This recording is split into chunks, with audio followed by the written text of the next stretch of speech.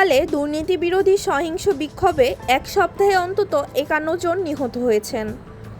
পুলিশের তথ্য অনুযায়ী নিহতদের মধ্যে ২১ জন বিক্ষোভকারী ও ৩ জন পুলিশ সদস্য রয়েছেন। এছাড়া জেল ভাঙার সময় পালানো কয়েকজন কয়েদিও গুলিতে প্রাণ হারান। ঘটনার সূত্রপাত হয় সামাজিক যোগাযোগ মাধ্যমে নিষেধাজ্ঞা, দুর্নীতি এবং দুর্বল শাসন ব্যবস্থার বিরুদ্ধে আন্দোলন থেকে। সোমবার পুলিশের দমনপীড়নে বহু প্রাণহানি ঘটে। মঙ্গলবার পরিস্থিতি আরও ভয়াবহ হয়ে ওঠে। ক্ষুব্ধ জনতা সংসদ ভবনে আগুন ধরিয়ে দেয়। এর পরপরই প্রধানমন্ত্রী কেপি শর্মা ওলি পদত্যাগ করেন এবং সেনাবাহিনী রাস্তায় নামে।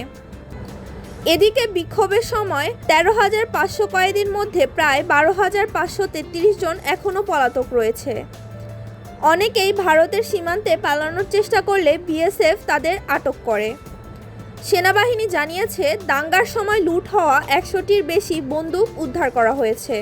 বর্তমানে সেনাবাহিনী কারফিউ জারি করে দেশের নিয়ন্ত্রণ নিয়েছে এবং রাষ্ট্রপতি ও অন্তর্বর্তী সরকার সম্ভাব্য নেতৃত্বদের সঙ্গে আলোচনায় বসেছে।